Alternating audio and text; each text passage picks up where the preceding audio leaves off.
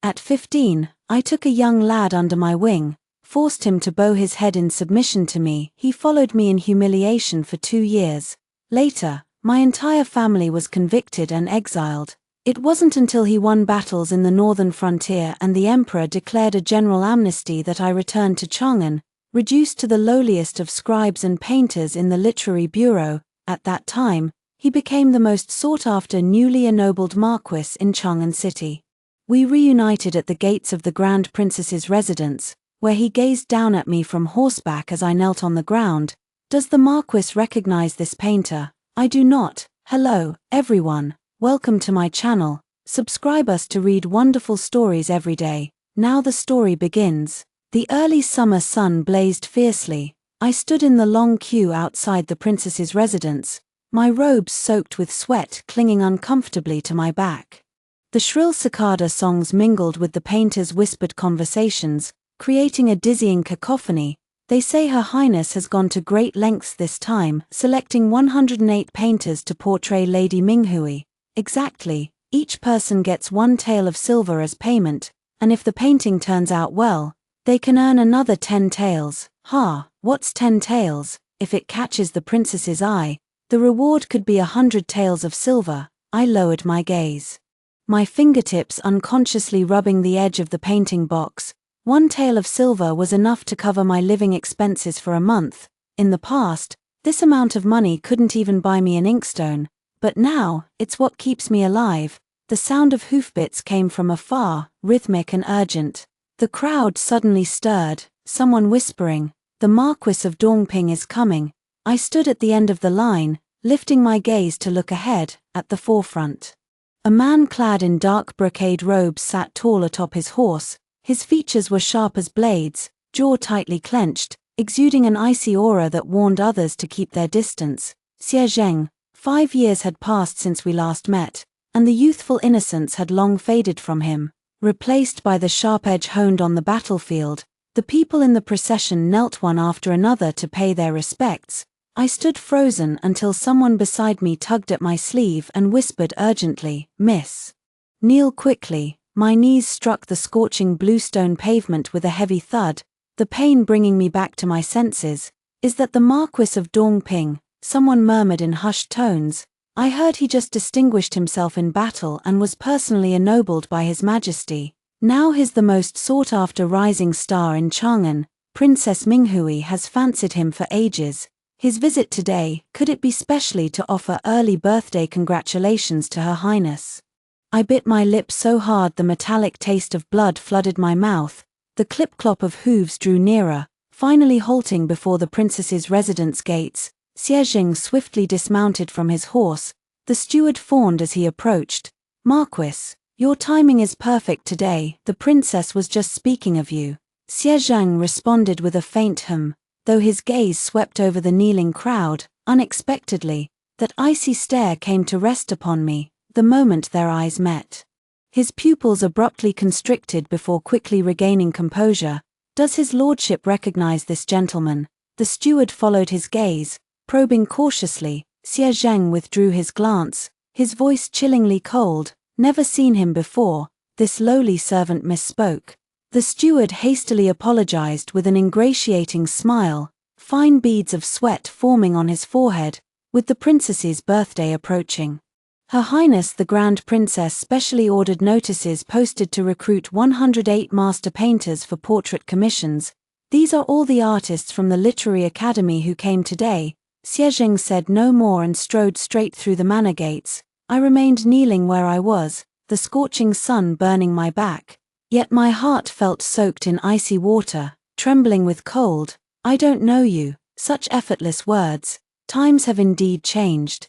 That youth who once bowed before me has now become the lofty Marquis of Dongping, while I remain but a lowly painter. Only after the princess's steward escorted the Marquis of Dongping into the residence did the crowd begin rising reluctantly to their feet.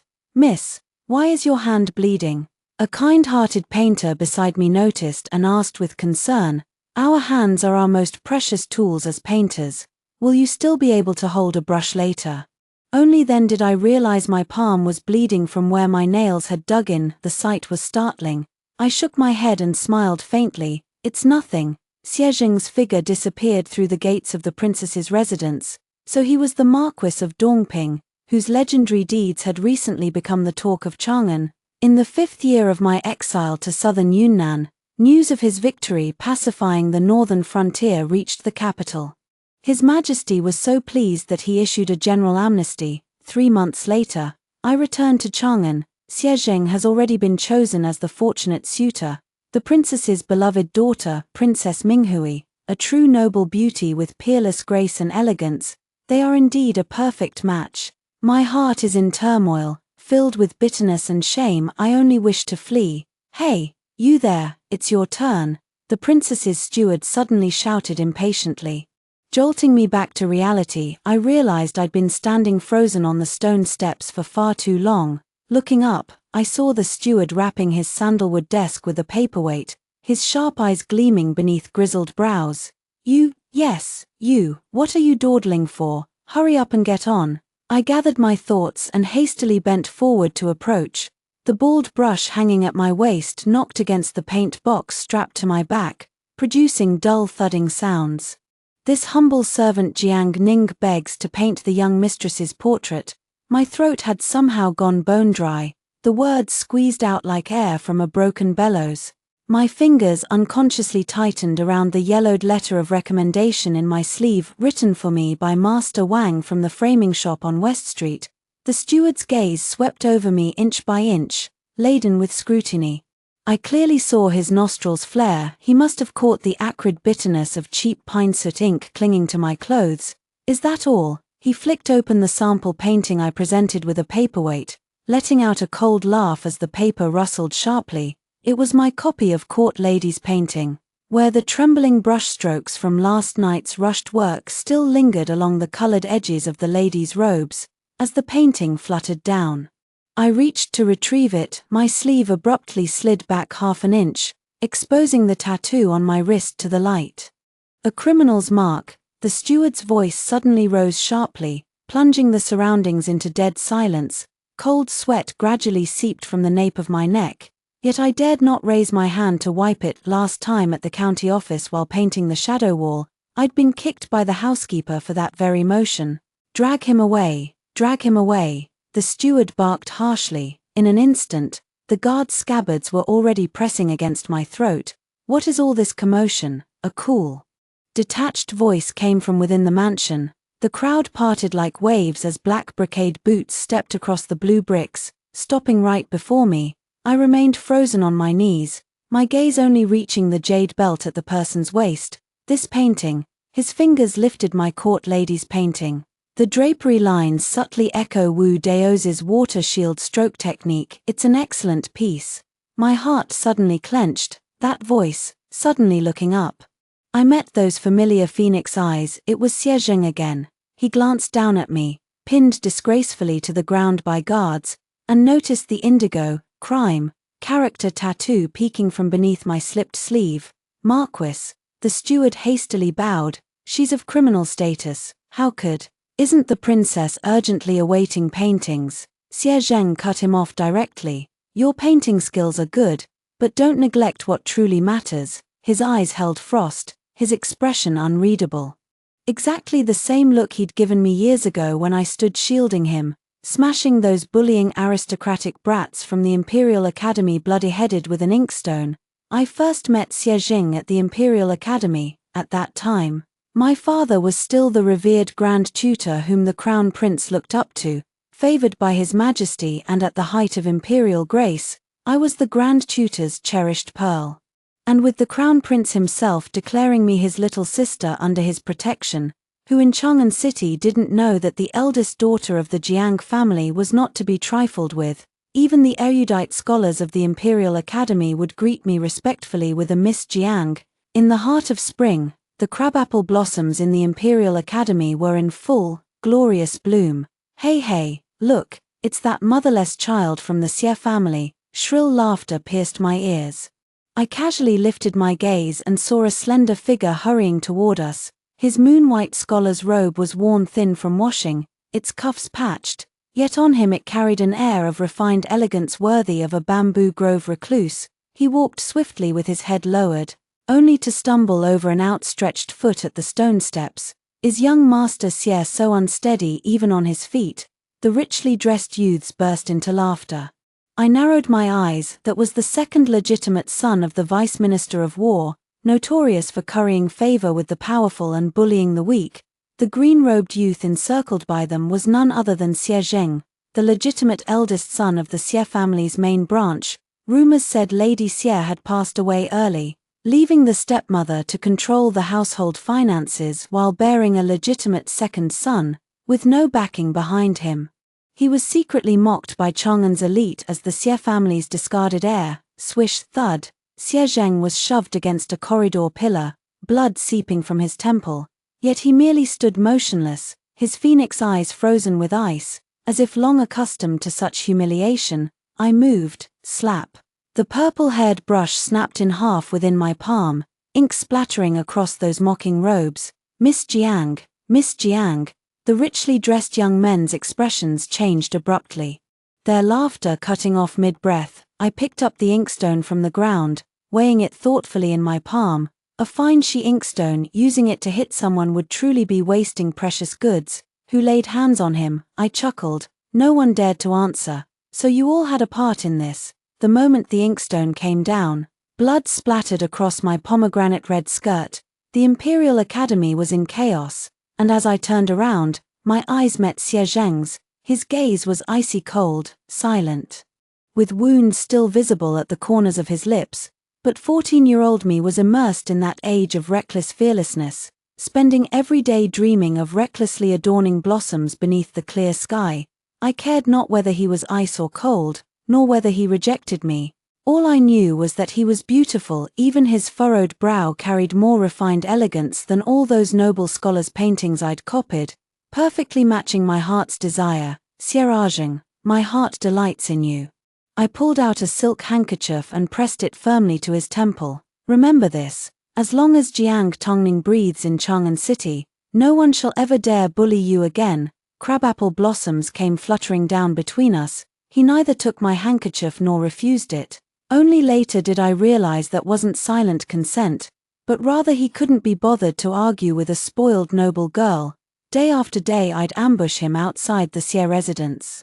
Forcing imperial-grade healing salves into his hands, I threatened those aristocratic youths. Whoever dared put dead mice in Xie Zheng's bookcase again would answer to me. I even begged my crown prince brother to specifically name Xie Zheng as my companion at the 100 Flowers banquet, forcing him to bow his head in submission to me. Back then, he remained consistently cold and distant, yet I foolishly misinterpreted his silence as unspoken affection and his retreat as coy reluctance. The turning point came in the deep winter of that year. The Xie family ancestral hall was damp and chilly, even the candle flames seemed frozen in place. When I lifted my skirts and rushed inside, I saw Xie Zheng kneeling on the blue brick floor. As the Xie family head's whip came down, I threw myself forward without a second thought. In an instant, my back burned with searing pain as if flesh had been torn open. Jiang Tongning, it was the first time he had called me by my full name. He suddenly grabbed my wrist with such force it felt like he might crush the bones. I caught the faint scent of blood from his sleeve, mingled with the musty odor of temple incense ashes. Uncle Xie. I turned despite the pain, shielding Xie Zheng within the shadows. On the day of the ancestral hall fire, Brother Aijing had been collating the Book of Rites with the Imperial Academy scholar in the library since dawn and didn't return until dusk. I produced the jade token from my sleeve. This is the entry pass the scholar gave him that day. The Xie family head's whip hung suspended mid-air. Uncle, you're judging Brother Aijing guilty based solely on one person's account. That's utterly unfair to him. My peripheral vision caught sight of Xie Zheng's younger brother hiding behind a pillar as I stared directly into Patriarch Xie's eyes. Uncle could also inquire with His Highness the Crown Prince. That very day at the hour of the monkey, His Highness summoned us to discuss the spring and autumn annals. The air grew terrifyingly still. Xie Zheng's breath against the back of my neck felt like that of a wounded beast. Only when Patriarch Xie snorted coldly and whipped his horse to leave did I realize my silk robe was already soaked through with cold sweat. Meddlesome. Xie Zheng's voice remained icy, yet when I turned back, I saw him staring fixedly at my back where wounds and blood marked my skin. Moonlight seeped through the window lattice, casting a reddish glow at the corners of his eyes. Why? His voice was hoarse. I parted my lips, the words "because I like you" pressing against my tongue, yet I swallowed them back in the end, turning my face away. I muttered stubbornly, "Just couldn't stand it." His Adam's apple bobbed, the night wind swept through the hall, carrying unspoken words that dissolved into silence. It was only much later that I learned that was the first time in 10 years since his mother's death that someone had defended him before his father. He began silently permitting my closeness, allowing me to grasp his sleeve, encircle his waist, even press kisses upon his cheek. Though he didn't respond, neither did he push me away or show disgust. I felt as though I'd finally won him, until I noticed the new calluses between his knuckles, the unhealed bruises at his waist. The Xie family had always been distinguished scholars, passing down literary traditions through generations, yet now his writing hand had begun keeping company with swords day and night. Xie Rajing, the third medicine bottle shattered at my feet, porcelain shards skittering to his boots. He was winding blood-soaked bandages around his hand, tightening the crimson-stained cloth with 3 more ruthless turns when I called his name. As if this flesh-and-blood body didn't belong to him. "What do you really want?" I sobbed, clutching at his sleeve. In 1 more year I'd reach hairpinning age, and here I was scheming every possible way to make him propose to the Grand Tutor's household sooner. After all, he is still a member of the Xie family. Even if he isn't highly regarded, with an official title to his name, my parents would surely agree to this marriage. Isn't pursuing an official career through imperial examinations good enough? My father still holds some influence at court. Why must you insist on Jiang Tongning? He suddenly raised his eyes, his gaze colder than ever before. "You're always like this, only seeing what you want to see." At that moment, I was merely ashamed and angry, not yet realizing I had never truly occupied a place in his heart. Nor did I know that what I perceived as closeness was merely an inch of cage he begrudgingly allotted me while drawing boundaries around himself. The bronze mirror reflected my haggard face. Faint shadows had already appeared beneath my eyes after just a few days. I flung the jade comb heavily onto the dressing table, producing a crisp clatter. Must I be the first to lower my head again? I gave a bitter smile at my reflection in the mirror, yet at last month's polo match, when the startled horse reared up, it was his arms that pulled me tightly against his chest. I remember how his heartbeat against me sounded far more frantic than the panicked steed. 3 days passed in the blink of an eye, yet he hadn't even sent a single message. Crack! The sound of a medicine bowl shattering suddenly came from the outer room, interrupting my thoughts. I lifted the beaded curtain to see Uncle Jiang kneeling frantically on the floor, gathering the broken pieces. "Young miss." Seeing me emerge, Uncle Jiang's movements grew visibly more flustered. My gaze fixed on that brownish puddle on the floor, my heart suddenly clenched. "Whose medicine is this?" Uncle Jiang didn't answer, beads of sweat breaking out on his forehead. "Mother's." Uncle Jiang still didn't respond, but the creases between his brows had already given the answer. Only then did I realize with shock that during these days I'd been immersed in romantic affairs. I hadn't even known my mother was ill. I lifted my skirt and ran toward Mother's courtyard. In late spring, the bluestone path was strewn with crabapple petals, slippery underfoot. Turning the corridor corner, I collided with Chundao carrying a bronze basin, its water splashing all over me. "Young mistress." Chundao knelt in panic, the basin clattering to the ground. "The madam forbade us to tell you." My heart plummeted as I rushed into the inner chamber, heedless of my soaked skirt. A thick medicinal odor assaulted me, tightening my throat. Mother reclined on the couch, her face frighteningly pale, yet still clutching an account book in her hand. "Mother!" My voice caught in my throat, crumbling into a broken sob. My mother looked up and saw me, instinctively trying to hide the account book behind her back when she was suddenly seized by violent coughing. I rushed forward to steady her, only then noticing the faint crimson stains on her sleeves. "It's just an old illness flaring up." She forced herself upright. But when she saw my reddened eyes, she could no longer maintain the pretense. The twilight outside the window deepened, and the flickering candlelight cast deeper shadows on Mother's face as the wind blew. Suddenly, I recalled those words from that day, Jiang Tongning, you always see only what you want to see. In an instant, I was overwhelmed with guilt. On the night I insisted on staying to tend to her illness, I realized Father hadn't returned home for 3 days. In the dead of night, Mother clutched the quilt tightly. The third prince is targeting the Eastern Palace this time. Those so-called disciples and old associates mentioned in the memorial, which of them weren't originally recommended to your father by the Crown Prince? Her words were cut short by another bout of heart-wrenching coughs, flecks of dark red staining her handkerchief anew. I stared at the nearly burnt-out incense in the gilded censer, recalling how the third prince had praised Father before the emperor at last year's palace banquet, disciples and old associates throughout the court, and how the crown prince's smile had frozen instantly. Thankfully your father has always been cautious. Mother suddenly grasped my ice-cold hand with surprising strength, her palm slick with cold sweat. After all, His Majesty trusts him. I couldn't tell whether these words were meant to comfort me or convince herself.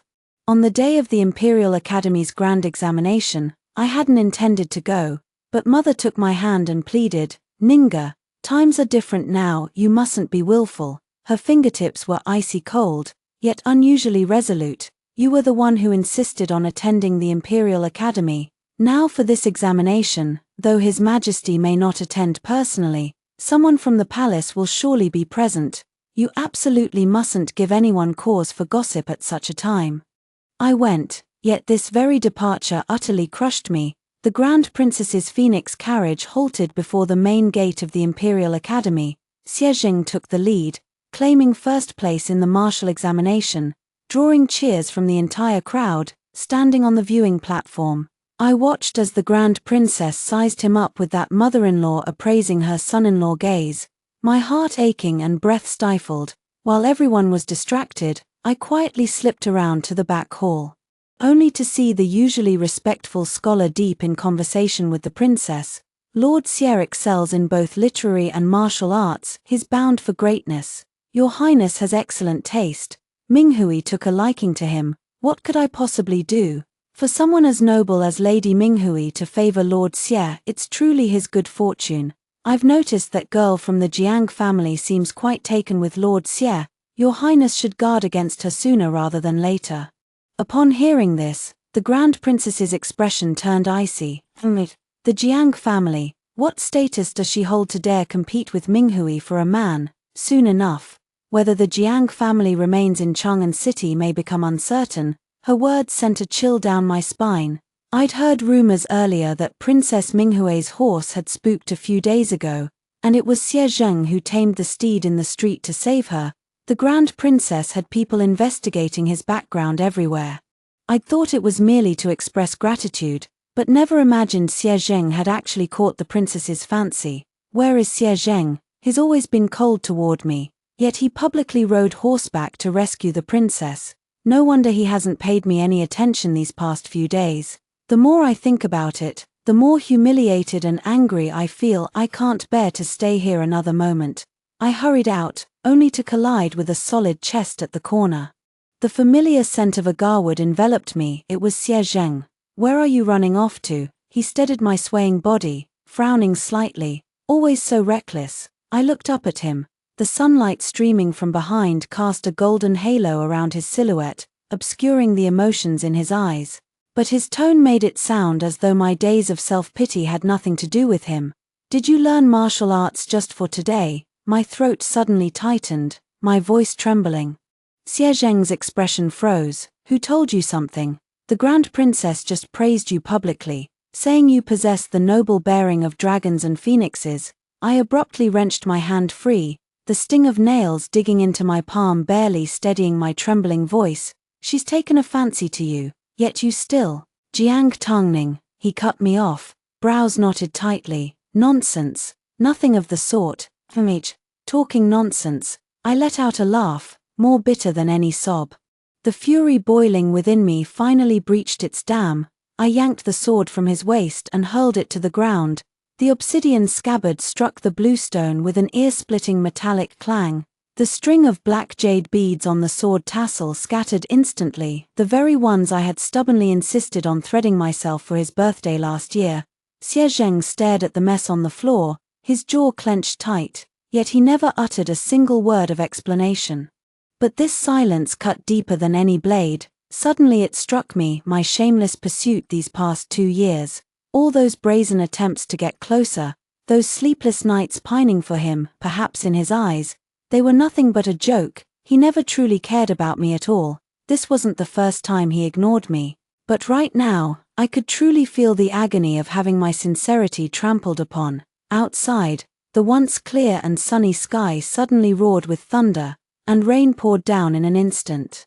Fine, I tilted my head back, desperately trying to hold back the tears, but they still burst forth like a breached dam. Xie Zheng, since it's come to this, from this day forward, all ties between us are severed. I stared fixedly at him. The rain blurred my vision, yet I could still make out the tight line of his pressed lips. If I, Jiang Tongning, ever bother you again, may I be struck by lightning. The last words were practically screamed, mingling with the rolling thunder, sounding especially shrill amidst the curtain of rain. With that, I turned and ran, my embroidered shoes splashing muddy water from the puddles, just like my heart that had been trampled beyond recognition. I didn't look back at Xie Zheng's turbulent gaze, nor at his trembling hands as he picked up his sword, much less hear those words drowned out by the storm. 3 days later, military reports from the northern frontier arrived in the capital, Xie Zheng's name prominently listed among them. All of Chang'an buzzed with rumors. This was an opportunity for him to achieve merit and glory, secured by the Grand Princess herself. Upon his triumphant return to Chang'an, he would marry Princess Minghui. 7 more days passed, and an imperial decree spread throughout Chang'an announcing the crown prince's deposition and confinement in the night court. On the same day, the Jiang family received an imperial edict sentencing them to exile in Dianan. 5 years have passed since we parted. Now we meet again at last. The steward of the princess's estate finally ceased making things difficult for me. Slowly I knelt upon the stone steps, pressing my forehead against the bluestone scorched by the blazing sun. This humble servant thanks your excellency for your grace. The voice was as calm as stagnant water. As I rose, I deliberately turned my body sideways, passing close enough to Xie Zheng to catch the scent of sinking incense on his collar, that fragrance I had once loved most. From behind came an almost imperceptible gasp. In Yu Guangli's peripheral vision, Xie Zheng's hands were clasped behind his back, his knuckles turning pale with tension. Those eyes of his, usually as calm as ancient wells, now seemed to churn with turbulent waves. He had probably never imagined that the once arrogant noble daughter of the Grand Tutor from Chang'an would now be reduced to kneeling humbly at his fiancé's mansion gates, lowly as an ant. But what did any of this matter? I walked the roads of southern Yunnan, those 2,000 li where every step left a bloody imprint that was true suffering. The shackles wore through flesh, scabs formed and split, until finally they fused with the rusted iron. In moments of desperate hunger, I crawled on the ground fighting stray dogs for scraps from spoiled water barrels. My throat burned from the acidic swill, yet my fingers still clung desperately to the barrel's edge. So this is how low a human can sink to stay alive. Uglier than any beast, but true despair came only after reaching southern Yunnan. It was the kind of desperate situation that made me wish for death countless times in my life. We were herded into mist-shrouded mountains. The pale green fog never lifted, carrying the stench of rotting wood and decaying swamps, coiling around exposed skin like serpents. Every breath felt like swallowing mold-stained silk, the throat clogged with an unshakable metallic sweetness. Deep in the dense forest, ancient trees blotted out the sky. Vines hung like nooses, and centipedes and scorpions lurked beneath the rotting leaves. One misstep, and leeches would spring from the mud, burrowing into pant legs to suck blood, leaving trails of crimson when ripped away. As night fell, swarms of mosquitoes gathered like black clouds, their incessant buzzing making one's scalp crawl. Ravenous for blood, they targeted festering flesh, their tiny gnawing sounds rustling like the whispers of vengeful spirits. At the break of dawn, I often found those who would never wake again, curled up on straw mats, their faces purplish-black, dark blood congealed around their 7 orifices, as if they had merely sunk into another deeper nightmare. The day my parents left, the rain poured relentlessly, the downpour washed over their bloated faces, the maggots writhing at father's mouth swept by the torrent into mother's half-open eye socket. I knelt in the mud, watching as the bailiff's iron hooks pierced their waists and bellies, dragging their corpses along the gravel road, stripping away strips of flesh that mingled with blood, winding like crimson streams. Raindrops pelted my face, mixing with bloody tears that trickled into the corners of my mouth, bitter as bile. In that moment, I realized that the depths of grief could be so bone-chilling and heart-scorching, utterly paralyzing. I lived through those days, helpless, engulfed in agony. Ahead lay endless servitude, while behind loomed the abyss of miasma-filled forests in southern Yunnan. As dusk enveloped everything, I followed the painters through the side gate of the princess's residence. The evening breeze of Chang'an carried the sweet fragrance of locust blossoms, refreshing and delightful, finally free from the scent of decaying leaves and miasma that permeated southern Yunnan. Jiang Tongning, a soft call came from beneath the shade of the ginkgo tree. Xie Zheng emerged from the shadows. He still wore the same brocade robe from this afternoon, as if he had never left. Marquis Xie. I lowered my gaze and bowed deeply, pressing my body as low as possible whenever I was with him. He always called me by my full name like this. In the past, I loved hearing my name roll off his tongue, only now do I realize how impatience laced that voice every single time. He suddenly stepped forward, he unexpectedly grabbed my wrist. Your hand. His Adam's apple bobbed as his voice cracked slightly, his fingertips brushing over the rough calluses on my palm. These were marks left by Yunnan's scorching sun, prison shackles, and countless years of hard labor. I frowned and broke free as if scalded. This lowly servant is coarse and fears sullying the Marquis, yet he paid no heed to my words. I'll escort you. His voice was hoarse, as if forced through clenched teeth. I gazed at the distant lights of West Street, where a drafty firewood shed awaited me. My lord, you humble this servant too much. I took another half-step back and bowed respectfully once more, pointing into the distance with my fingertips. This servant. Before I could finish speaking, Xie Zheng suddenly yanked me into a dark alleyway beyond the lantern's glow. Jiang Tongning, the veins on his arm, braced beside my ear, stood out taut. Must you speak to me in this manner? Am I not being considerate enough to suit your lordship's fancy? I smiled faintly, tilting my head to meet his stormy gaze. Our bonds were severed long ago, my voice soft as a sigh. If word of this entanglement reaches Lady Minghue's ears, your lordship may not fear the consequences, but this humble maid still wishes to keep her life. His breath hitched, as if my words had struck a nerve. Fine, very well. He abruptly released me, staggering back a step, the pain in his eyes nearly overflowing. Jiang Tongning, you truly, always manage to be this heartless. I smoothed out the sleeve he had crumpled in his grip and bowed once more. This servant takes her leave. Yes, I could be ruthless. That young mistress of the Jiang family who once flushed with delight at his utterance of Jiang Tongning, she had long perished in that torrential downpour, died on the exiled road to Yunnan. If not ruthless, how could I protect this battered body riddled with scars? The soft chime of jade ornaments behind me told me he still stood rooted to the spot. Moonlight stretched my shadow long and thin, like an abyss now lying between our present stations, or perhaps like a merciless blade, severing all lingering attachments, all foolish fantasies, all traces of the past. The next morning, as dawn's light first filtered through the lattice windows of West Street scriptorium, I was using a worn brush dipped in cheap ochre to touch up a painting. Suddenly there came a commotion outside the door, followed by the flustered footsteps of shopkeeper Wang.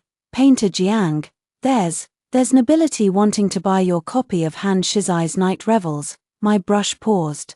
Vermilion dripping onto Han Shizai's sleeve, blooming into a glaring crimson stain. I looked up to see Xie Zheng standing at the doorway. Behind him, 2 attendants carried a heavy sandalwood chest, its lid slightly ajar to reveal gleaming silver ingots within. If the Marquis desires paintings, he could simply send someone to fetch them. I lowered my eyes and continued outlining the screen. No need to personally visit such a squalid place. He strode straight to my desk. His black official boots crushing the scattered sketches beneath them. I insist on seeing your drawings. Xie Zheng's fingers traced the paper held by the courtesan in the painting. Didn't you always force me to look at these sketches of yours? My brush tip trembled, ruining half the drapery folds. The former Grand Preceptor's daughter was known for her wild and unruly ways, her only redeeming quality being her mastery of meticulous brushwork. I most enjoy copying those handsome men from ancient portraits. I've nearly reproduced all the figures of the 7 sages of the bamboo grove from the noble scholar's scroll, and I particularly relish forcing Xie Jing to watch me paint, compelled to sit across from me. I insisted he observe how I meticulously outlined that majestic stance like a solitary pine standing tall. Xie Jing, don't you think these eyebrows and eyes resemble yours? I deliberately made the corners of the painted figure's eyes bear a faint likeness to his. But Ji Kang was far more interesting than you, at least he could play the zither. The youth maintained a cold expression, yet when I stole glances at him, he quietly shifted half an inch closer to the painting desk. I secretly rejoiced, this must be jealousy on his part. But time waits for no one, snapping back to reality. I was about to change the paper when he pressed down on my wrist. Keep this one, I'll pay 300 taels. A sharp intake of breath came from shopkeeper Wang at the doorway. 500 taels, he repeated it, his knuckles rapping against the painted folds of Han Shizai's robe. Or, Xie Zheng's voice suddenly dropped as he leaned close to my ear. Tell me your real purpose for sneaking into the princess's residence. My breath caught. Yesterday at the princess's residence. I had indeed taken advantage of gathering painting tools to secretly flip through the Grand Princess's confidential letters, but there had clearly been no one around at the time. I just wanted to earn a few extra coins. I feigned composure, yet the tip of my brush trembled uncontrollably. If the Marquis finds it too expensive, you've made a mistake here. Suddenly, he grasped my hand holding the brush and guided me to add a hidden pattern behind the banquet screen painting. My entire body froze. This was my old trick from back then, always hiding the 3 characters Xie transformed into oracle bone script within my paintings, then forcing him to discover these secret confessions. I averted my gaze, not daring to look at him, my peripheral vision fixed on the silver chest by the door. 300 taels would be enough to grease the wheels and meet with the deposed crown prince's former followers. 500 could even bribe the jailers at the Court of Judicial Review. The warmth radiating from his fingertips burned so fiercely it unsettled my heart. My composure was on the verge of crumbling completely. Done. I abruptly withdrew my hand, my nails leaving 3 red marks across his palm. As your lordship can see, this painting still requires a few more days to complete. Your lordship may send someone to collect it 3 days hence. I was eager to see my guest off, yet couldn't ignore Xie Jing's suddenly constricted pupils. The Adam's apple beneath his official collar rolled violently. For a fleeting moment, I thought he'd reverted to that youth whose ears would blush crimson at my teasing, but in the blink of an eye, he donned the icy mask of Marquis Dongping again, though thankfully he finally departed. When shopkeeper Wang entered holding the banknotes, I was staring absent-mindedly at the twin lotus flowers in the painting. The little flower Xie Jing personally added happened to conceal the exact spot where the Sin character was branded on my wrist. Painter Jiang, shopkeeper Wang called out to me in confusion. I wiped my face, only to find my palm drenched in sweat. Outside the window, the carriage slowly departed, its wheels rolling over the bluestone pavement. A gust of wind lifted the carriage curtain, revealing half of a dark jade sword tassel. That was the very strand I had shattered years ago. I never imagined he would gather every single piece and string them back together. The 3-day deadline had not yet arrived, but the people from the Grand Princess's residence had already reached this dilapidated literary hall on West Street, whereas painter Jiang, the steward's shrill voice pierced the quiet of the scriptorium as his paperweight slammed onto my still-wet painting with a sharp smack. The princess commands that the eyebrows and eyes in the princess admiring flowers from the day before yesterday be redrawn, with his chin slightly raised, the folds at the corners of his eyes conveying 3 parts arrogance and 7 parts disdain. He glanced at me sideways and said, "Painter Jiang, You shall accompany this old servant to the manor at once. I stared at the indigo pigment staining my sleeve that day. The eldest princess had praised the painting effusively and even rewarded me with an extra 10 taels of silver. In the waterside pavilion, Lady Minghui idly toyed with the grapes in her crystal bowl. Seeing me kneeling on the green jade tiles, she suddenly burst into laughter and turned to ask the matron beside her, "So this is the painter Brother Arjing vouched for that day." Before I could kowtow, she suddenly slammed the table. "Guards, press her hands down." 4 sturdy maids immediately seized my hands and pinned them fiercely onto the rosewood table. With a sharp clink, a golden hairpin grazed my fingertips and embedded itself deep into the wooden surface. "I am dull-witted and know not how I have offended your highness." My voice trembled, yet I dared not withdraw my hand. "You don't know." She suddenly grabbed my left hand and roughly pulled back my sleeve. The brand of guilt gleamed a sinister bluish-purple in the twilight. "A lowly criminal slave like you dares to have my Asian brother personally visit your filthy scriptorium." My ears buzzed. So this was Xie Zheng's romantic entanglement.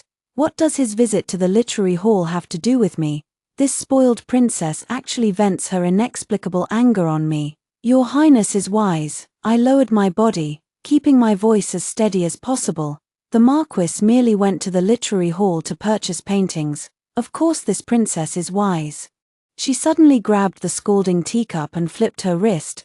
The boiling tea splashed onto the back of my hand, instantly searing a patch of crimson. I clenched my teeth hard, swallowing the cry of pain back into my belly. "For instance, right now I know Brother Arjing is rushing here." Sure enough, hurried hoofbeats sounded in the distance, growing rapidly nearer. The princess's eyes lit up, her golden hairpin swaying lazily before my eyes. "Guess what? Will Brother Arjing come to protect these painting hands of yours?" The hairpin's tip suddenly pressed against my throat. "Or this bewitching face of yours?" The cold glint of the golden hairpin made my eyelids tremble, while a faint sting spread across my throat. A drop of blood slid down my neck. "Junju." Xie Zheng's voice came from beyond the waterside pavilion, laced with suppressed fury. Junju Minghui seemed not to hear. Flicking her wrist to add another crimson line along my neck, Xie Zheng stepped forward swiftly, gripping her wrist, holding the hairpin with such force his knuckles turned white. "What is your highness doing?" "Brother Arjing arrives just in time." The princess rose gracefully with an unconcerned tinkling laugh, pointing the golden hairpin at me. "This lowly maid, this official comes seeking the imperial East Pearl." Xie Zheng interrupted coldly, unfurling a yellow silk edict from his sleeve. 3 days ago, when delivering gifts to Her Highness by decree, it was lost here. I caught sight of the princess's pearl hairpin trembling with each step. Such audacious deceit sent a chill down my spine. Xie Zheng's gaze suddenly swept over the bloodstain on my neck, his eyes darkening abruptly. "If your highness favors pearls, this humble servant could present your highness with several pecks. Your highness mustn't jest with human lives." Xie Zheng abruptly released Princess Minghui and stepped in front of me. "You." The princess was about to explode in anger when suddenly the chime of the grand princess's carriage sounded in the distance. Seizing the opportunity, Xie Zheng pushed me backward, his thin lips barely moving as he whispered, "West Corner Gate, run." I turned and sprinted away, only to collide with a warm embrace at the corner. Looking up, I met General Chen's smiling eyes. This former disciple of my father's was now also the most capable hidden piece among the Crown Prince's old faction. "You've suffered, child." He swiftly slipped me a wax-sealed secret letter and whispered, 3 days hence at the hour of the goat, celestial chamber of drunken immortal pavilion."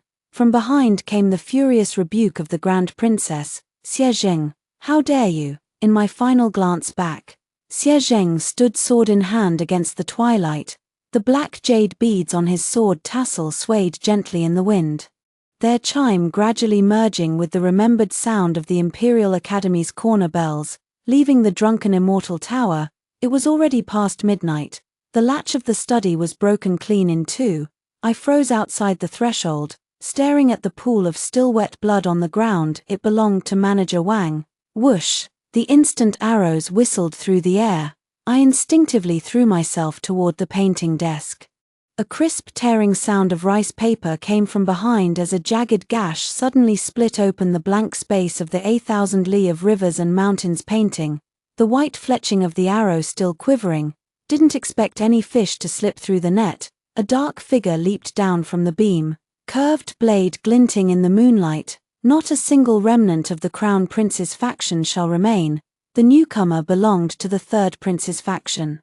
This Third Prince was precisely the mastermind behind the infamous Crown Prince deposition case from years past. Yet strangely, all these years, even with the Grand Princess backing him after the Crown Prince was deposed, His Majesty never formally bestowed upon him the rightful title of heir apparent.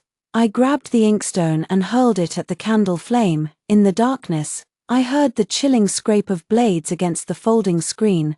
The rear window was within reach. But another shadowy figure blocked my escape. As the curved blade came slashing toward my face, I suddenly remembered that rainy night in southern Yunnan when Xie was drained dry by leeches. Turns out the stench of death carries the same metallic tang of rusted blood. Clang. Sparks from the clashing of dark iron blades sprayed onto my face. The familiar scent of sinking incense mixed with the metallic tang of blood rushed toward me. Xie Zheng's sword tip deflected the scimitar as he shielded me behind him. Dongping Marquis, the assassin sneered. Xie Zheng's answer was a sword thrust to the chest. As blood sprayed onto the wall, he swiftly dispatched another with a backhand strike, a lethal move honed on the northern battlefields. Can you still walk? He turned to steady me, his palm tightening abruptly when it brushed the arrow wound on my shoulder. You've been shot. Only then did I notice the searing pain in my left shoulder. That arrow just now still grazed me after all. It's nothing serious. Before the words had fully left my mouth, he suddenly swept me up into his arms. As his dark outer robe enveloped me, I caught the bitter medicinal scent of wound powder lingering on his lapels. This man had grown so accustomed to injuries they'd become second nature. Xie Zheng, I struggled to get down, but he pressed me firmly against his chest. Don't move. His voice was hoarse with emotion. You've been targeted for so long, yet you still. The carriage raced through the streets of Chang'an City. I leaned against his chest, counting the beats of his heart. 1, 2, faster even than when I'd fallen into his arms during that polo match at the Imperial Academy years ago. I woke in the bedchamber of Dongping Marquis Manor. The room was warm and delicately scented, uncannily reminiscent of my former boudoir. Xie Zheng was personally preparing medicine. The candlelight casting deep shadows across his brow, I gazed at his tense jawline and, as if possessed, reached out to touch it. Unexpectedly, he turned, and my palm landed on his back ridged with countless scars that instantly made my fingertips ache from the roughness. Bear with it. His medicine-dipped hand hovered above my shoulder, revealing fragmented old wounds in the candlelight. This will hurt. The ointment's coolness sent a shiver through my entire body. He leaned down, blowing gently on the wound, just like that year when I'd angrily smashed medicine bottles after learning he abandoned literature for martial arts, and he'd carefully cradled my fingers to blow on them. Suddenly, my mind wandered. Perhaps at that time, Xie Zheng had once harbored a shred of sincerity, but now, he was already the Marquis of Dongping, his military merits piled high. A noble title personally bestowed by the emperor. Even the Xie clan, who had once bullied and humiliated him, now had to grovel at his feet, and I was but an ant branded with sin. Amidst the swirling medicinal fragrance, Xie Zheng's fingertip pressed against the fresh wound on my shoulder. Didn't you say we weren't acquainted? I suddenly spoke, my voice bitterer than the medicinal brew. Why bother wading into these troubled waters? His medicine-applying hand froze abruptly, scattering golden powder across the brocade quilt, staining it with dark patches. Jiang Tongning. He called me by my full name, his Adam's apple bobbing violently. Do you really think? The words reached his lips only to be swallowed back as he turned to fetch clean gauze, leaving me only with his rigid back, summer garments being thin. I caught a glimpse beneath his black brocade robe where those ferocious scars stood shockingly clear. The longest one ran diagonally from his right shoulder down to his waist, as if cleaved open by a sharp blade. For some reason, a sharp, needle-like pain still pricked at my heart, as if countless silver needles were piercing me all at once. Turns out, While I was toiling away in the miasma-filled jungles of southern Yunnan, he too had narrowly escaped death amidst the flashing blades of the northern frontier. These wounds, I asked softly, were they all left by the northern frontier? His back stiffened slightly, but he never answered. My lord, a rapid knocking suddenly came from outside the door. Someone from the Grand Princess's residence has arrived, saying the young mistress has fallen suddenly ill. His Majesty, the tenderness in Xie Zheng's eyes instantly cooled. Prepare the horses, he spoke coldly toward the door, then turned to give me a deep look, hesitating as if wanting to say something but stopping himself. Xie Zheng departed without leaving a trace. Who knows what grave illness had befallen that noble Minghui County princess, one so severe it could detain him for 10 full days without return. I stood in the courtyard of Dongping Marquis's residence, gazing at the bronze bells hanging from the eaves, their chimes ringing faintly. How utterly ridiculous. My heart nearly softened that day. Young mistress, the princess has arrived and summons you to the flower hall. The maid who had been tending to me these past few days hurried over, her eyes veiled with pity. My fingers paused briefly before curling into a cold smile. Indeed, in this city of Chang'an, what wall doesn't leak wind? Since she came in person, she must have uncovered my background, that daughter of the Grand Tutor who once shamelessly pursued Xie Zheng, now reduced to criminal status yet still hauntingly appearing at his residence. I straightened my brand new lotus root-colored ruchuan and walked toward the flower hall. Inside the flower hall, Princess Minghui reclined on a daybed, her delicate fingers holding golden canary food as she absent-mindedly teased the bird in its cage. Seeing me enter, she arched the corner of her eye and curled her crimson lips slightly. Last time I actually didn't recognize you. Isn't this the renowned Miss Jiang? She deliberately emphasized the words Miss Jiang, her eyes filled with mockery. I lowered my gaze and curtsied. This humble maid greets the princess. No need. She chuckled lightly, casually scattering a handful of birdseed into the cage. This princess merely came today to see which shameless wench still dares cling to my brother Arjun. Her gaze swept over me, lingering on my new Ruchuan dress before she suddenly covered her lips with a laugh. So it's still you? I remained silent. She suddenly rose and slowly walked toward me, lifting my chin with her fingertip. Jiang Tongning, do you know what punishment awaits a criminal who flees privately? I raised my eyes to meet hers. This humble servant does not understand what your highness means. Playing dumb again, she sneered, abruptly turning my face away. You're quite skilled at feigning ignorance. Do you think hiding in Brother Arjun's residence will save you? She turned and paced, her skirt trailing behind her. This princess is in a generous mood today. I'll give you 2 choices. First, get out of Chang'an immediately and never set foot here again. Second, she suddenly turned around, a flash of venom gleaming in her eyes. This princess will personally escort you back to the Dali temple and let you taste what it means to wish for death. The flower hall fell deathly silent in an instant. Even the caged songbirds dared not utter a sound. I slowly raised my gaze, meeting the surging flames of jealousy in her eyes. What does your highness mean by this? Her pupils contracted sharply. How dare you? I chuckled lightly. Your ladyship accuses this lowly one with every word. Threatens with every phrase. It almost seems like jealousy. Slap. A stinging slap landed hard across my face, burning with pain. You wretched creature. Her fingers trembled with rage. Do you think Brother Arjun would offend the princess's household for your sake? Dream on. What is your highness doing? Xie Zheng's voice suddenly rang out, sharp as shattering ice and jade. He hurried over from the carved doorway, his black official robes still carrying traces of windblown dust. His gaze fell upon my swollen cheek, eyes dark as tempered ice. Princess Minghui's hand still hung suspended mid-air, the bloodstains from her meticulously manicured nails burning fiercely where they'd raked across my face. Brother Arjun, her voice instantly softened, her fingertips painted with rouge gently tugging at Xie Zheng's sleeve. This wretched maid spoke insolently. Attendants. Xie Zheng directly withdrew his sleeve and called sharply, escort the princess back to her residence. The roomful of maids and matrons knelt in unison, their foreheads touching the floor.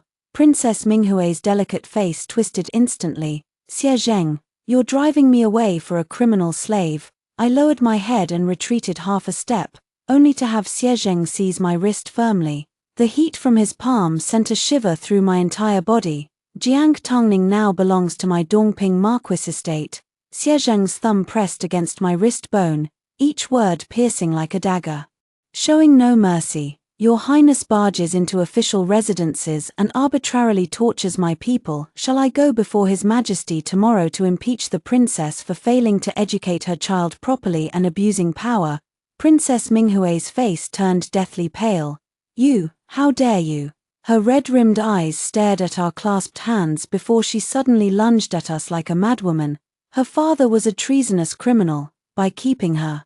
Aren't you afraid of dragging down your entire Dongping Marquis household? Xie Zheng turned sideways, shielding me completely behind him. I caught the faint scent of agarwood from his collar, mingled with the fragrance of morning dew.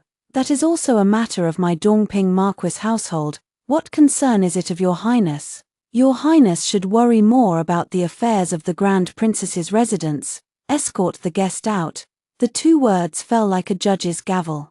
Two towering guards immediately seized Princess Minghui and dragged her away, her hair ornaments scattered as she struggled wildly, finally screaming at me, Jiang Tongning, just you wait, do you think he can protect you forever? I held my breath. Xie Zheng's hand suddenly tightened around my wrist, squeezing until my bones ached. Furious beyond measure, he turned to the steward and said, "Deliver my command, from this day forth. No one from the Grand Princess's residence shall set foot within the Marquis's manor." After Princess Minghui was escorted away, the flower hall fell abruptly silent, with only the steady drip of the water clock marking time. I turned to leave, but Xie Zheng intercepted me abruptly, pulling me into his embrace. "Does it hurt?" His fingertips lightly brushed the wound on my face, his gaze terrifyingly dark. "Have you lost your mind, letting her hit you like that? You never used to." He cut himself off mid-sentence, his voice softening. That day His Majesty urgently summoned me, ordering me to rush to the Western Barracks overnight. I didn't know she would come. "Marquis, you shouldn't have done this." I tilted my head to avoid him, my voice hoarse. "Offending your fiancée for a criminal slave isn't worth it. Jiang Tongning, who told you she's my fiancée?" Xie Zheng suddenly raised his voice, his tone carrying a hint of gritted teeth. "The whole of Chang'an City knows." "What do you know?" he sneered, suddenly taking a step closer. "The rumors the princess's estate unilaterally spread, or the idle gossip of those noble ladies over tea?" His words momentarily stunned me, and I retreated slightly until my back met the cold, carved screen. He raised his hand to brace it beside my ear, the familiar scent of sinking incense from his sleeves enveloping me. "Wasn't it you back then?" His voice suddenly dropped again, laced with a hint of gritted teeth. "Wasn't it you who begged me relentlessly to marry you? After that, I never considered marrying anyone else." My heart skipped a beat, and suddenly I saw again that young man standing beneath the crabapple tree in the Imperial Academy, whose sleeve I had tugged. But I struggled to speak, only to be interrupted by him. "But what?" He suddenly raised his hand, his thumb gently brushing away tears I hadn't realized had fallen. "I never wanted to be apart from you." His voice grew softer, yet his tone carried increasing weight. "Jiang Tongning, I fought for those military honors solely for you." He released his grip on my wrist and slowly parted his collar. A savage scar stretched across his collarbone, so grotesque it burned the eyes. 5 years on the northern frontier, this wound was the lightest of them all. He smiled bitterly. "If not for striving to be worthy of you, why would I push myself so hard?" I couldn't speak, reaching out with trembling fingers, only to have him grasp my hand just as I was about to touch his scars. "Jiang Tongning, if not for you," he whispered softly, "I'd still just be the despised eldest son of the Xie family." I gazed at his features so close before me, suddenly noticing that faint lines had quietly crept into the corners of those once vibrant and spirited eyes. So, he abruptly pulled me into his embrace, his arms tightening with nearly suffocating force. "Don't ever talk about what's worth it or not, and never say you don't want me again. From the moment you said you loved me at 17, you became the only person I would ever marry in this lifetime. Don't abandon me." Suddenly, I felt damp heat soaking through the back of my robe. This man who had never bent his knee amidst mountains of corpses and seas of blood was now trembling against my shoulder. I didn't know when my own tears had begun to fall, in that instant. Both my wounds and my heart ached with unbearable, bone-deep pain. I held him tightly. Moonlight streamed through the window lattice, flowing between our intertwined figures. Sierraging. I called him by name as I always had before. The moment he looked up, I rose on tiptoe and pressed a kiss to the corner of his lips. His entire body stiffened before he swiftly took control, one hand cradling the back of my head while the other tightened around my waist, deepening the kiss. His lips and tongue burned with fierce intensity, as if pouring 5 years of longing into this single moment. Neither of us knew who was more eager as we stumbled backward onto the nearby daybed. His hairband had come loose at some point, his dark locks cascading down to tangle with my raven tresses. His kisses trailed from my lips down to the side of my neck, lingering at the collarbone. I clutched at his lapels, feeling the rise and fall of his chest, listening to his husky voice, "Ninga. I've been searching for you for so long." The next morning, I awoke in my bed. He was gone. In my daze, a long sword hanging on the weapon rack caught my eye. The familiar black jade tassel at the sword's hilt glowed softly in the morning light. Each bead had been polished to a shine, clearly touched often by its owner. I reached out to touch it, but my fingers suddenly froze. The sword tassel was adorned with a tiny silver bell, its clapper engraved with the character Ning. Unmistakably crafted by my own hands years ago. Awake, Xiezheng pushed the door open with a medicine bowl in hand, the morning dew dampening the tips of his boots. Amidst the swirling steam, I noticed the dark circles beneath his eyelids and the red marks on his collarbone peeking from his collar left by my passionate bites the night before. Memories of last night flooded back like tidewater, and I instantly burned with embarrassment as he bowed his head.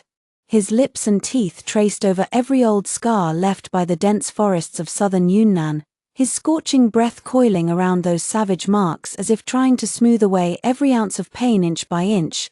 Dazed from weeping, I still remembered his hoarse whispers of "I'm sorry" repeated endlessly, each word grating like a blunt knife carving into my heart in the depth of night as the water clock neared its end.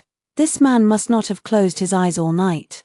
He stubbornly guarded those scars, as though doing so could erase all the suffering I had endured. "Your sword tassel." My voice was terribly hoarse. He set down the medicine bowl, fingertips brushing over the string of black jade beads. "Of the 12 you shattered back then, I've recovered 11. Xiezheng suddenly pulled something from his robe. "This last one was found at a relay station in southern Yunnan."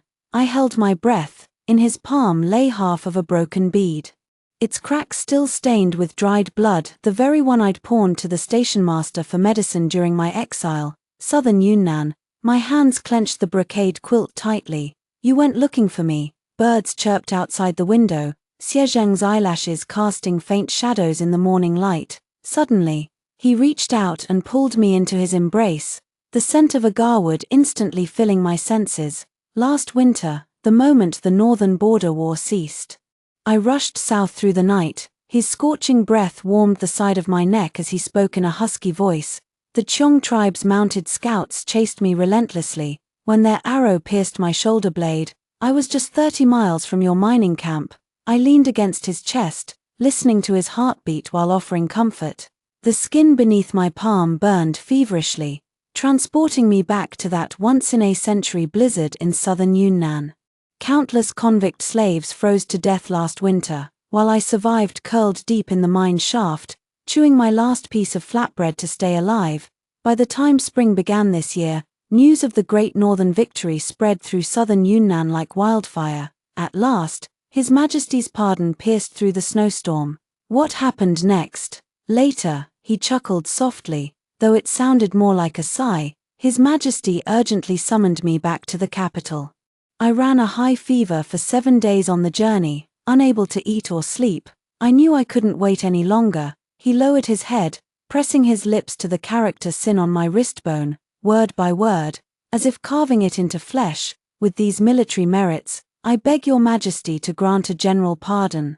The medicine bowl was suddenly overturned, its brown liquid spilling across the blue-gray bricks. In his embrace, I caught the lingering scent of golden saw medicine mingled with sinking incense on his inner robe. This scent, I've actually dreamed of it every peaceful night I've spent in southern Yunnan. I see, so that's it. Xie Zheng's palm brushed through my disheveled long hair as he murmured, "Thankfully, I've finally gotten you back." As his trailing words faded, I heard his heartbeat pounding like thunder. The third watch had passed, and the confidential archives of the Dali Temple were engulfed in towering flames. I stood atop the corner tower of Dongping Marquis Manor, gazing toward the distant imperial city, my fingers unconsciously rubbing against the secret letter concealed in my sleeve, given by General Chen. It contained irrefutable evidence detailing the third prince's collusion with the Qiong tribes of the northern border to assassinate the crown prince, everything arranged. Xie Zheng had appeared behind me without my noticing. I turned and pressed a token into his palm, the crown prince's private seal, usable by the right guard of the Imperial Forest Army. He suddenly gripped my wrist with painful force. "You went to see General Chen yourself." I saw shock and fury swirling in his eyes. "Xie Zheng," I smiled lightly, standing on tiptoe to kiss his tense jawline. "Do you think all I learned these 5 years in Yunnan was mining?" During those days and nights corroded by miasma, I made my living by drawing travel permits for Qiong merchant caravans, and in doing so, I thoroughly mapped out their military routes. General Chen lurked in the princess's residence for years, and the evidence he finally uncovered of the third prince's collusion with the enemy was entirely thanks to the Qiong cipher I'd recorded on those sheepskin scrolls. "Are you truly determined to go yourself?" Our original plan was for me to step forward, strike the grievance drum, and denounce the third prince under the pretense of clearing my father's name. He embraced me. "Leave everything that follows to me." Suddenly, the light dimmed. He stood at the border of light and shadow, his eyes darker than the night behind him. In the fifth watch of the night, the bells of palace upheaval resounded through the heavens. In the hall of golden chimes, His Majesty gazed at the evidence presented by Xie Zheng, then seized the teacup from the dragon-carved desk and shattered it against the third prince. "You vile creature, to harm your own elder brother, you dared collude with foreign tribes." The third prince struggled frantically, suddenly turning his aggression towards Xie Zheng. "Your Majesty, please see clearly. The Marquis of Dongping is slandering me." But before he could finish speaking, the tip of Xie Zheng's sword was already pressed against his throat. Just as everyone thought Xie Zheng was about to commit murder in court, he abruptly flipped his wrist and withdrew the sword's tip.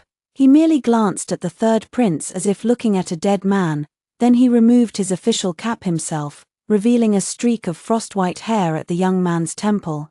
"This subject is willing to stake his life that every word spoken is true," he declared, kneeling on one knee with the poise of a pine tree bending in the wind. "Each piece of this evidence of treason and collusion with the enemy is stained with the vengeful spirits of 30,000 northern frontier soldiers." The hall fell deathly silent, save for the crisp chime of ink-black jade beads swaying from his sword tassel. "I plead for justice for 30,000 fallen soldiers. May your Majesty see clearly." The final word fell like the clang of metal striking stone, leaving no room for doubt. That very afternoon, amidst the gaze of countless onlookers, the deposed crown prince's imperial carriage returned to the Eastern Palace. 3 days later, I personally visited the Eastern City prison. Before even stepping inside, I could hear the heart-wrenching sobs coming from within. Princess Minghui, her hair disheveled, clung to the iron bars, her gold-embroidered skirt trailing streaks of blood. "Uncle, uncle, mother." I reached up to adjust the coral hairpin at my temple, the very one that had been the eldest princess's most cherished ornament. The crimson coral beads glowed in the morning light, a sight that must have looked painfully familiar to her eyes. The crown prince adopted me as his foster sister in the name of his birth mother, Consort Chen, bestowing upon me the title of Princess Jiari. Even that once resplendent mansion of the Grand Princess now became my official residence. "Princess, please restrain your grief," I spoke softly, fingertips brushing against the cold iron bars. "Her Highness the Grand Princess has already drunk poisoned wine in the censorate prison. She took her own life out of fear of punishment." How swift her departure was. Princess Minghui suddenly raised her head, her filthy face wide-eyed like a vengeful ghost. "You vile creature, I'll kill you." Slap, a sharp slap struck her face. I shook my numb, tingling wrist and said with a smile, "This slap is repayment for those witnesses in southern Yunnan whom the Grand Princess silenced." Then came another slap. "This slap is for my parents. Don't you know, Princess, all this was done to steal your beloved for you. What exactly did my parents endure when your mother specifically sent people to escort them back then?" My fingertips traced the trembling curve of her neck. They were locked in iron cages, treated like animals, for 7 days and nights. Not a drop of water, not a single grain of rice. A coppery taste suddenly flooded my throat. My hands clenched the iron bars until my knuckles turned white. Those unforgettable scenes surged through my mind: father's chapped lips, mother's wrists bleeding from the iron shackles, and their final embrace forever frozen in that rainy southern night. Princess Minghui collapsed to the ground, her luxurious robes stained with filth. I straightened up, looking down at her shattered state with cold satisfaction. Though His Majesty harbored resentment toward the Grand Princess for instigating the imperial clan to force him to depose the Crown Prince years ago, he ultimately showed mercy to this niece out of familial bonds. But what could be done? She was but a disgraced princess bereft of her mother's protection. Her entire life would be spent within the confined walls of Dongcheng prison. As I turned to leave, her heart-wrenching wails and curses still echoed behind me. The morning breeze stirred, causing the coral hairpin to chime, a sound both melodious and mournful, like belated funeral music played 5 years too late for the departed soul. When I stepped out, Xie Zheng in his dark official robe was waiting beneath the eaves. The morning sunlight filtered through the lattice, casting dappled shadows on him, reminiscent of the crabapple blossom showers at the Imperial Academy years ago. "Is it all over?" He reached out to brush fallen petals from my shoulder. I moved forward and placed both hands in his. "No." I stood on tiptoe to brush my lips against his. "It's just beginning." In the distance, bells and drums resonated together as the new crown prince read the amnesty decree from the city tower. The summer breeze carried a hint of coolness as it swept past our intertwined hands. The half-piece of dark jade ring on his fourth finger glowed softly in the sunlight.